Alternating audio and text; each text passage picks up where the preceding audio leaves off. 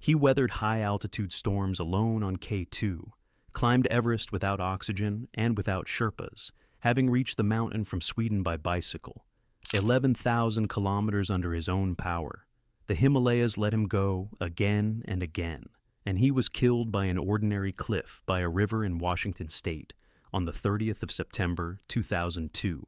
The route air guitar, a simple crack less than 20 meters high, a sunny training day. How does a man who survived the most dangerous mountains on the planet die, where not even beginners perish? The answer lies not in his skill, and this story begins many years before that final fall. Sweden in the mid-60s, a country of plains, lakes, and coniferous forests, where you have to travel hundreds of kilometers to reach real mountains. It is here, on the 11th of December 1966, that Lars Olof Göran Kropp is born.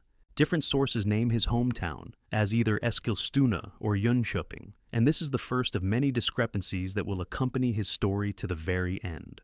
His father, Gerhard Kropp, is an experienced mountaineer, and for him, the mountains are not an abstraction, but a way of life. He does not wait for his son to grow up before drawing him into his world.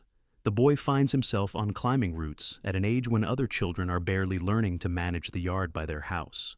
In 1972, when Göran is only 6, his father takes him up Galdhöpiggen, the highest point of Scandinavia, 2,469 meters. For a child, it is neither a record nor a feat, just a long day beside his father, where you go up as long as your legs carry you. A year later, the two of them climb Kebnekaise, the highest peak in Sweden. According to family legend, little Göran's first words were not the usual childish ones, but a short, "Go up the mountain." How literally true this is cannot be checked, but the story conveys the essence well. The mountains enter his life not as a choice, but as a given. There is no moment when he comes to mountaineering from ordinary life. He simply knows no other. This difference defines everything that follows. People who discover the mountains as adults always remember who they were before. Kropp has no such before. For him, the summits are a native tongue, learned earlier than conscious speech. And so, the trajectory of his life is set right here, in childhood treks with his father across the Scandinavian ridges. There are as yet no 8,000ers, no bicycle, no world fame. There is only a boy for whom moving upward is as natural as breathing. Everything else, the Pamirs, the Himalayas, the Karakoram, will be merely a continuation of what began on these first climbs. The road is already chosen, though he himself does not yet suspect it. Adult life begins for him with the army, not with the mountains. After school, Kropp serves in the Swedish Special Forces, the Parachute Rangers. It is one of the most demanding units in the country, where endurance and the ability to act alone are valued above all. But the strict army discipline sits poorly with his freedom-loving character. Orders, routine, someone else's will. All of it presses on a man used to measuring life by the height of ridges rather than by regulations. It is here, in the barracks, that a meeting takes place which will return him to his old direction. Kropp meets Mats Dahlin, a fellow soldier just as captivated by the mountains. They share a common language and a common obsession. Dahlin becomes not just a comrade in service, but a close friend and future roping partner. The friendship seems to lift the army's stiffness from Kropp and restores his childhood pull toward the summits, dimmed by years of ordinary life. Kropp has no systematic mountaineering education. His knowledge of the great mountains he draws at first mainly from books, reading about others' expeditions, routes, and ascents, absorbing the experience of those who have already been where he only dreams of going. He is a self-taught man who builds himself from the pages of other people's reports. Together with Dahlin, they begin to dream in earnest. The friends compile a list of mountains, from easy to hard, from low to ever more serious. It is a ladder leading to a single goal, to climb an 8,000er, to enter that rarefied world where there is half as much air as at the sea. The list becomes their shared plan for years ahead, a map of future expeditions. Kropp trains with rare persistence, subordinating his whole way of life to the mountains. He is ready to endure hardship and monotony for the sake of one distant goal. And in that readiness, one can already see the man who will one day ride to Everest by bicycle. His strength lies not so much in polished technique or an innate talent for rock as in endurance and the scale of his designs. Where others see a limit, he sees the next line on the list. And this list he is destined to work through from top to bottom, mountain by mountain, step by step, approaching the coveted mark of 8,000 meters. A dream on paper gradually turns into a plan of action. Kropp climbs his list rung by rung, from easy to hard, testing himself at ever greater altitudes. In 1988, he makes his first serious high-altitude ascent. Lenin Peak, 7,134 meters, in the Pamirs. This is already real altitude, where the body works at its limit and the weather changes plans in a matter of hours. Kropp and his companions reach the summit in a record 10 days, a pace that betrays a man used to driving himself without mercy. The following year brings his first disappointment. Kropp counts on Cho Oyu, one of the 8,000ers, but is left without a climbing permit. Rather than wait, he turns to the opposite side of the world and heads for South America. There he climbs 5 Andean peaks, among them Cotopaxi and Illimani. It is not what he planned, but not wasted time either. Each mountain adds high-altitude experience. In 1990, Kropp sets out for the first time on a truly difficult technical route. Together with the Danish climber Rafael Jensen, he ascends the Moosdog Tower in the Karakoram, 7,273 meters. The mountain has a reputation as one of the hardest 7,000ers, and Kropp's climb with his partner is only the 4th in its history. For a self-taught man who gathered his knowledge from books, this is a serious statement. A year later, he ascends Pobeda Peak, 7,439 meters, in the Tian Shan Mountains. This summit is known for its harsh character and treacherous weather. Kropp reaches the top with a splitting headache, the body paying for the altitude, but he sees it through. Over several years, Kropp works through a whole ladder of peaks: the Pamirs, the Andes, the Karakoram, the Tian Shan. Each mountain is higher and harder than the last, and each raises the bar of what he is capable of. The coveted mark of 8,000 meters, for which he and Dahlin drew up their list, comes ever closer. One more step remains, and that step will turn into the hardest ordeal of his life. By 1992, Kropp finally approaches the main goal of his and Dahlin's list. He obtains a permit for Cho Oyu, the 6th highest mountain in the world, and his first true 8,000er. Before the big ascent, the friends travel to Chamonix, in the French Alps, to get into shape on technical routes. They set out on the Aiguille Verte, a sharp, jagged peak demanding precise work with rock and ice. And here happens what no preparation can foresee.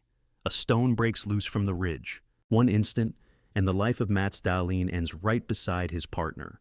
A moment ago, they were walking together, discussing their shared dream, and now the friend is gone. The mountains that bound them in friendship take one of the two even before the main goal is fulfilled.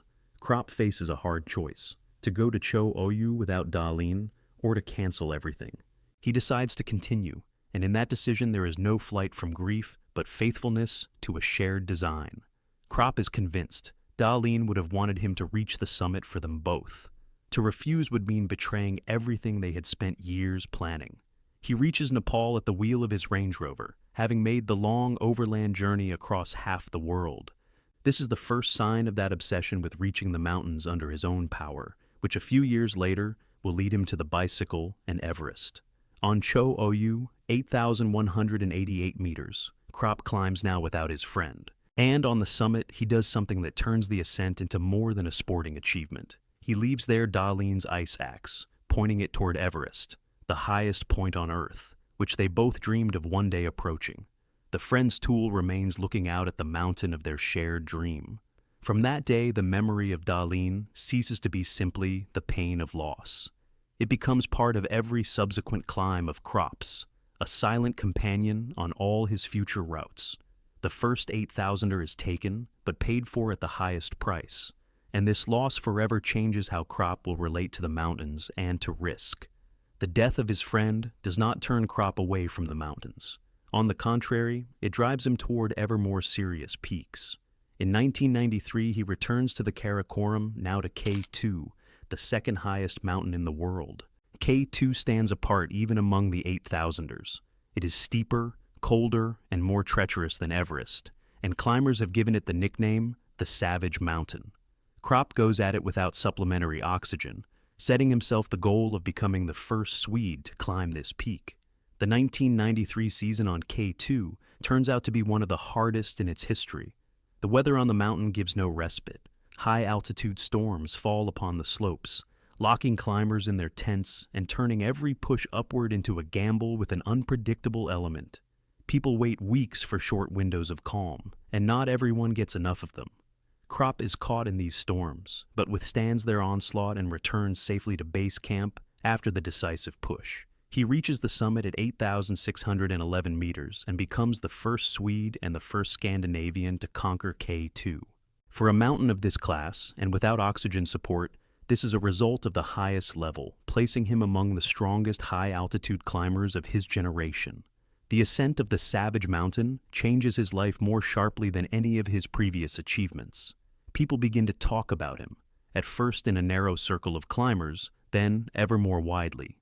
K2 brings Kropp real fame, and that fame opens a new possibility before him, to turn a passion into a profession. On the wave of recognition, he leaves the army, whose discipline he never got used to. No longer must he be torn between service and the mountains. The mountains are now his very occupation. Kropp becomes a professional adventurer. He lives off lectures, accounts of his expeditions, and the preparation of new climbs. The public is willing to pay to hear the man who alone stood firm on the most dangerous mountain on the planet. So ends his path from a self-taught soldier who read about mountaineering in books to a recognized high-altitude climber earning a living by his own name. K2 gave him not only a line on the list of summits, but freedom too. And now, freed of everything superfluous, Kropp begins to contemplate a design that will make him famous the world over. Now that the mountains have become his sole occupation, something more than just a new climb is ripening in Kropp, a whole philosophy. Years on the 8,000ers take shape in him as a hard personal principle, which he calls fair means. Its essence is simple and uncompromising. An ascent counts only when a person does everything himself, without outside help and without external props. From this principle grows his attitude toward the way the Himalayas are changing in those years. Kropp sharply criticizes commercial mountaineering, an industry in which clients are led to the summit by guides, while the hard work is taken on by Sherpas and oxygen cylinders. In his conviction, in such a scheme, a person effectively buys the mountain rather than climbing it. For Kropp, this is a substitution of the very essence of mountaineering. In 1994, he adds another 8,000er to his list. Broad Peak, 8,051 meters, again in the Karakoram. By this moment, several of the planet's highest peaks are already behind him, climbed in oxygen-free style. There is experience enough to attempt something no one had done before him. And then a design is born that from the outside looks like sheer madness. Kropp decides to take the idea of fair means to its logical limit.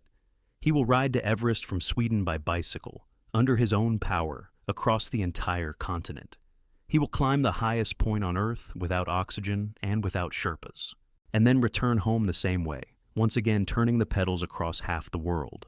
The design means that the whole project, from his doorstep to the summit and back, will be covered solely by the strength of his own muscles. No aircraft, no porters, no oxygen cylinders. Only the man, the bicycle, and the mountain. Kropp prepares thoroughly. He assembles a special bicycle with a trailer in which everything necessary fits: gear, tent, provisions. The total weight of the load exceeds 100 kilograms. With such a burden, every climb on the road becomes a separate ordeal even before the Himalayas. In the autumn of 1995, the preparation ends. Kropp mounts his overloaded bicycle and sets out from Sweden toward the Himalayas. Ahead lie thousands of kilometers of road and the highest mountain in the world. Sweden is left behind. Ahead lies a whole continent. Kropp guides his overloaded bicycle to the southeast, and his route runs through Europe, the Middle East, Iran, Pakistan, and India. Each country means a new climate, new roads, and new people who meet the strange traveler, sometimes with curiosity, sometimes with hostility. The distance one way is about 11,000 kilometers, a figure hard to grasp until you break it down into days in the saddle. These are months of continuous movement when the only engine is one's own legs, and the only support is the will to see the thing through. The loaded bicycle turns every climb into a separate battle. More than 100 kilograms of gear press on the wheels, and where, traveling light, one could fly up a hill, Kropp has to squeeze every ounce of strength out of himself just to move up the slope. The road wears him down, not in bursts but by constancy. It does not let go for a single day. On the way, he is beset by ordeals you would not meet on a mountain route. Heat burns up his strength on the plains. The equipment fails, the bicycle breaks, and it has to be repaired by his own hands far from any workshop. There are dangerous conflict-ridden episodes too. Not everywhere is a lone stranger met kindly, and at times the road proves more hostile than any summit. And all of this, Kropp goes through alone. There is no support team beside him, no accompanying vehicle with spare parts and provisions. He is his own navigator, mechanic, and porter. Such is the price of the principle of fair means that he has chosen. If you are to reach the mountain, then entirely under your own power, without outside help along the whole way. At last, the months-long road brings him to his goal, the base camp of Everest in Nepal. Thousands of kilometers are behind him, and this in itself is an achievement to which another would have devoted a separate expedition. But for Kropp, it is only half the design, only the approach to the real test. He arrives at the foot of the highest mountain in the world, worn out by the long road. His legs, which turned the pedals for months, must now carry him upward into the thin air, where every step is 3 times harder. The cycling part of the journey is complete. Ahead rises the summit itself, and it is here that what it was all begun for will begin. Kropp gives himself no long rest. In the spring of 1996, he begins acclimatization on the slopes of Everest and prepares an ascent from the south, via the Nepalese side of the mountain. The body needs to get used to the altitude, where there is nearly half as much oxygen as on the plain, and Kropp methodically works through this, going up and down, training his body for the thin air. In early May, he sets out on his first summit attempt. Everything goes according to plan, up to a certain point. Kropp climbs higher and higher toward the south summit, beyond which the final stretch to the highest point on the planet opens up. And there, a few hundred meters from the goal, he stops. There are several reasons, and all of them add up to one picture. Deep snow turns every step into an exhausting struggle. His strength, undermined by months of road and days at altitude, is running out. And most importantly, time. The hour is too late, and to continue would mean descending in the dark, at the limit of exhaustion. Kropp turns back when he is almost at the summit. This decision is not a defeat, but a sober calculation. On mountains of this scale, turning back near the very goal sometimes takes more courage than the final push. He, who does not know how to retreat, rarely lives to the next attempt. Kropp chooses life, and the chance to return. And a few days later, on the 10th and 11th of May, one of the greatest disasters in Everest's history unfolds. A sudden storm catches several commercial expeditions high up at once, and the events of those days will later form the basis of the famous book, Into Thin Air. Kropp is on the mountain at that very time, a witness to how altitude and the elements take their toll. It is in that very season that the American expeditions, equipped with the latest gear, give him the nickname the Crazy Swede, for the bicycle, for the refusal of oxygen, for his stubborn self-reliance against the backdrop of their well-oiled climbing machine. Kropp sees up close what the mountain becomes when everything goes wrong. He has survived the edge on his own first attempt, and now he watches someone else's tragedy. Anyone else might have taken this as a sign to leave, but Kropp, having rested and recovered his strength, makes a different decision. He stays to try once more. Ahead lies waiting once more. Kropp takes a pause, recovering the strength spent both on the first attempt and on thousands of kilometers of road. The mountain does not forgive haste, and he waits for his window, storing up energy for the final push. On the 23rd of May, 1996, that window arrives. Kropp goes up, and this time sees it through to the end. He reaches the summit of Everest, the highest point on the planet, 8,848 meters above sea level, the very place toward which Dahleen's ice axe was pointed on the distant summit of Cho Oyu. He makes the ascent just as he had planned from the very beginning, alone, without supplementary oxygen, and without the help of Sherpas. In the thin air, where the body begins slowly to fail, he relies only on his own lungs and will, no cylinders, no porters walking ahead. Only the man and the mountain. With this, Kropp fulfills the main condition of his principle of fair means. All the gear and provisions needed for the summit he carries up the mountain himself, with his own hands, without shifting a single gram onto anyone else's shoulders. Every step upward is paid for solely by his own effort. The significance of this achievement goes far beyond personal success. Kropp becomes the first Scandinavian to climb Everest without supplementary oxygen. But even this is only part of the picture. What makes the ascent truly unique is what preceded it. The journey to the mountain, 11,000 kilometers long, made by bicycle under his own power. So nearly the whole arc of his design comes full circle. The path from door to summit has been covered entirely under his own power, from a Swedish doorstep, across a continent, to the highest point on Earth. Not a single stretch of this route was entrusted to a motor, an aircraft, or someone else's legs. In the history of world mountaineering, it is hard to find a project carried through to such purity of design. And yet, the story does not end on the summit. Kropp stands at the top of the world, but he is exactly halfway. Ahead lies the descent, always the most dangerous part of any climb, where fatigue and loss of concentration collect their toll. And beyond the descent awaits what most record setters do not even think about, the long road home, which still has to be ridden. The descent from Everest takes the last of Kropp's strength, but he returns safely to base camp. For most climbers, that is where it all ends. The mountain is taken, the way home is measured by a plane ticket, but Kropp had planned otherwise, and his design demands that the circle be closed to the end. He mounts the same bicycle with a trailer again, and rides out of Nepal back towards Sweden. Ahead lie once more thousands of kilometers across a whole continent, now in the opposite direction. His legs, which had just carried him to the highest point on the planet, again turn the pedals day after day. The return under his own power closes a fully autonomous circle, from his doorstep to the summit and back, without a single motor along the whole way. When Kropp finally reaches his homeland, he is met as a national hero.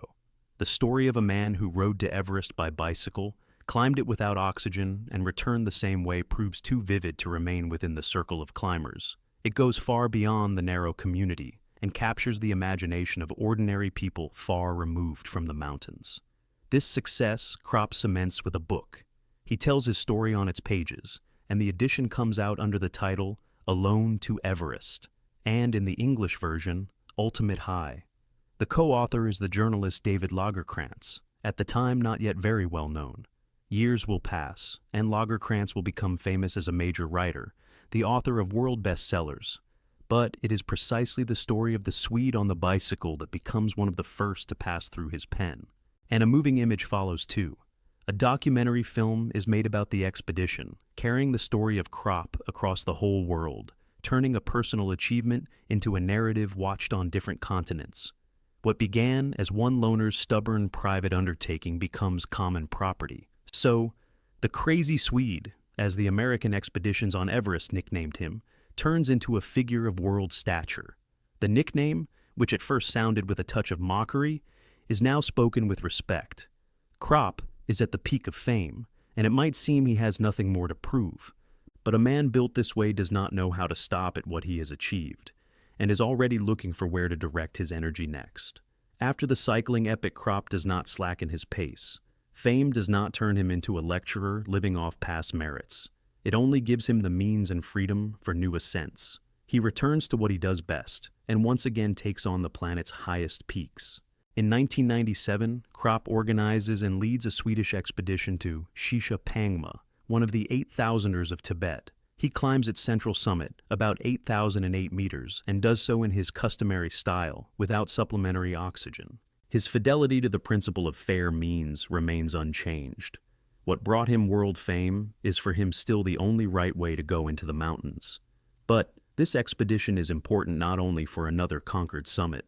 On Kropp's team is Renata Klumska, an adventurer originally from Malmö, who becomes his companion and roping partner. From this time, their stories intertwine, and they begin to take on the great mountains together. The loner, famous for his self-reliance, gains a person with whom he shares both roots and designs. By this moment, the list of Kropp's achievements sets him in a special place in Swedish mountaineering. He becomes the only Swede to have climbed 5 of the world's 14 8,000ers, Cho Oyu, K2, Broad Peak, Everest, and now Shisha Pangma. For a country of plains and lakes, far from the great mountains, this is an outstanding result, placing him among the strongest high-altitude climbers on the planet. In 1999, Kropp sets off for Everest again, together with Klumska. This time, the ascent takes on a second ecological meaning as well. The pair works on cleaning the mountain, carrying down about 25 abandoned oxygen cylinders with which previous expeditions had littered the planet's highest slopes. For Klumska, this ascent becomes historic. She reaches the summit of Everest and enters history as the first Swedish woman to climb the highest point on Earth. And Kropp himself conquers Everest for the second time, remaining the only Swede to have done so. Their rope team is at the peak of form and recognition, and it seems many shared summits still lie ahead of them.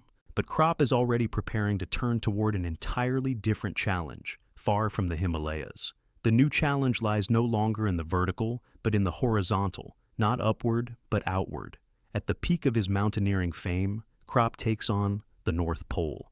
In 2000, he sets off toward it on skis together with his compatriot Ola Skinnarmo, trading the thin air of the 8,000ers for the endless ice fields of the Arctic. The pole meets them in its own merciless way. Drifting ice, pressure ridges, and frost wear them down no worse than the mountains, and the expedition has to be broken off. Frostbite puts an end to this attempt. To continue would mean risking too much. The pole remains unconquered, but it is not the pole that makes this expedition a turning point in Kropp's fate. On the way, an episode occurs that will echo louder than any failure. A polar bear comes upon the camp, and the partners have to use a weapon against the attacking animal.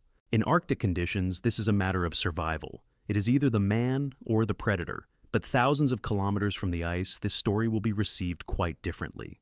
The well-known Swedish writer Jan Guillou publicly accuses Kropp of poaching. From a question of self-defense, the incident turns into a scandal, in which the hero is portrayed as a man who raised his hand against a rare animal. Kropp does not agree with the accusation and responds with a lawsuit, defending his name. The legal battles do not end there.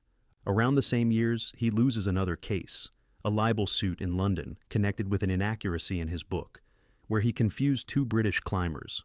One after another, these proceedings change his standing in public opinion. Until recently, a people's hero, a man admired by the whole country, he now finds himself under fire from the press.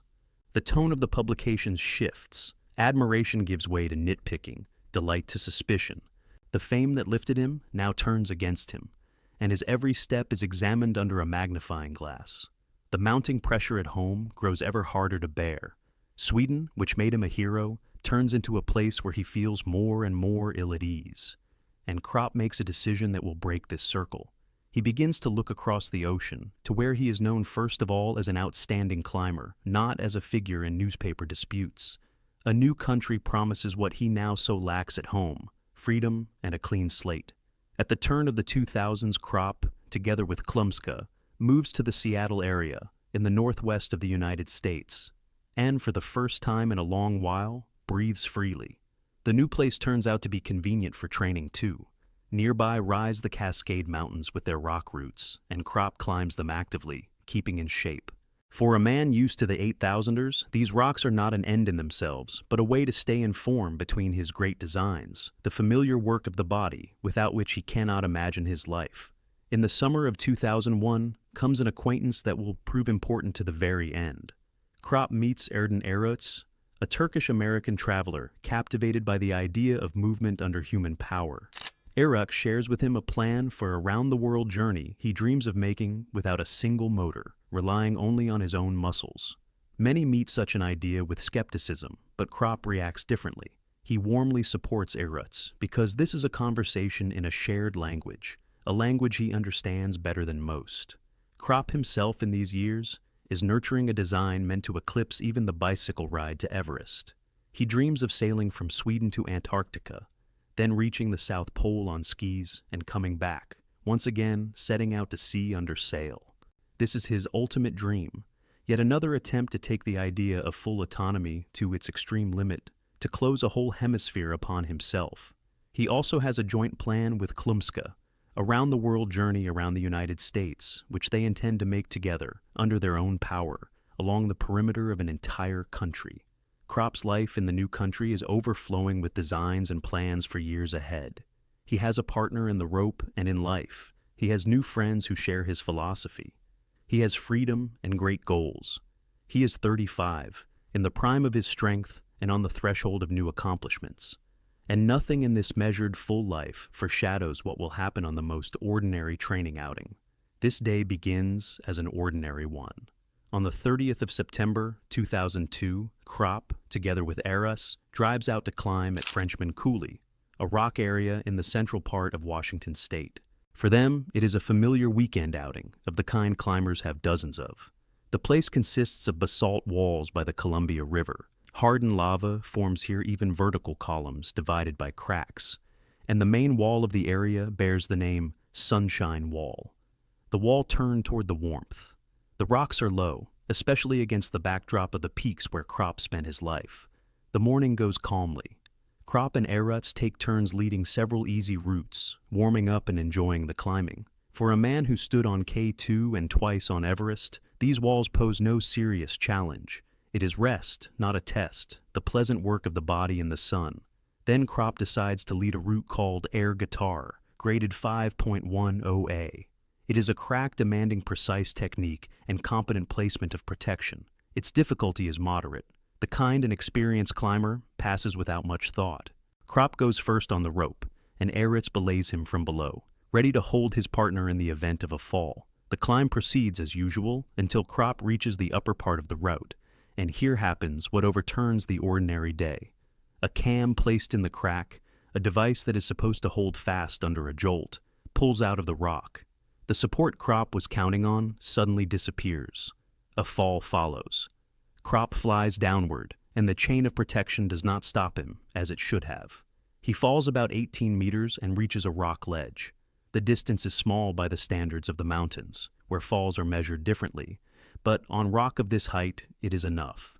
Here lies the cruel mockery of what happened. A man who for years survived high-altitude storms on the planet's most dangerous peaks, who climbed Everest alone without oxygen and returned unharmed, loses his life on a simple training route. On a sunny day, a couple of dozen meters above the ground, the mountain let him go again and again, and an ordinary cliff by a river did not. This bitter injustice demands explanation. Kropp's case is later analyzed in detail in the American Alpine Club Yearbook for 2003, an authoritative publication that from year to year examines mountain accidents so that others may learn from someone else's mistakes. The reconstruction of events is built primarily on the testimony of the man who was closest, Eras, who was belaying Kropp that day. It is his account that makes it possible to restore what happened on the route in the final seconds. The picture comes together from details. Passing the crack, Kropp places protection in a certain order. First a nut, then 2 microcams, and higher up, 3 small camming devices. This is a standard set for such terrain, and at first glance the protection is built as it should be. The fall happens on the key, most difficult section of the route, right after Kropp places a 3-inch cam. And here 2 points fail one after another. The upper one pulls out of the crack, unable to withstand the jolt, and the carabiner on the next point breaks.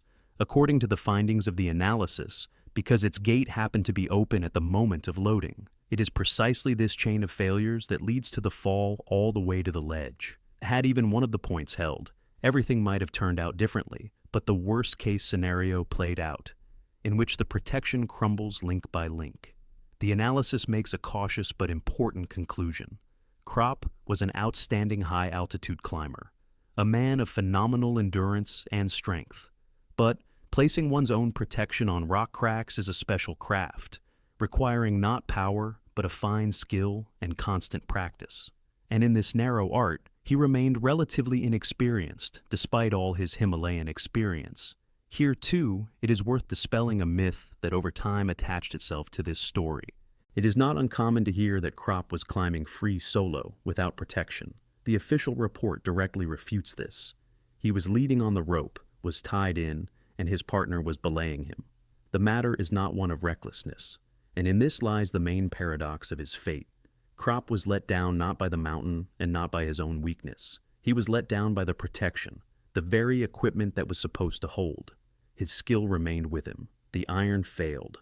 But if the iron failed, the idea to which Kropp devoted his life did not. His death is widely covered in Sweden, the United States, and beyond. A man whose story once went far beyond the circle of climbers is this time too noticed far more widely than the narrow community of mountaineers. But his true legacy is measured not by headlines, but by what remained after him and went on living. In the far-off Nepalese village of Chiangba, there remains a school founded with his participation. A man who conquered the highest mountains of this region left in their foothills something more lasting than records, a place where the local people's children study. His mark in the Himalayas turns out to be not only on the summits but also at their foot. But the strongest continuation of his story becomes two journeys that people close to him carried through to the end. The first is taken on by Renata Chlumska, that joint design which she and Kropp nurtured together, a round-the-world journey around the United States by human power. She decides to carry out alone. In 2005 and 2006, Chlumska covers about 18,000 kilometers by kayak and bicycle around the perimeter of an entire country over 439 days. What was conceived for two, she carries the whole distance alone, closing the circle for them both. The second continuation belongs to Erden Eruts, the very friend who belayed Kropp on his last day. The plan for a round-the-world journey by human power, which Eruts had once shared with Kropp, and which the latter warmly supported, he turns into his life's work. From 2007 to 2012, Eruts becomes the first in history to circle the planet solely under his own power, by oars across the oceans, by bicycle over land, without resorting to a single motor. Both of these journeys are dedicated to the memory of Kropp and to the principle he professed all his life: full autonomy, moving forward only under one's own power. His idea outlived him and was embodied in routes he could no longer travel himself. So, the story of the crazy Swede does not end on a rock ledge by the Columbia River. He remains a symbol of mountains and roads traveled entirely under one's own power, from the first step to the last. And this symbol proved more durable than any equipment.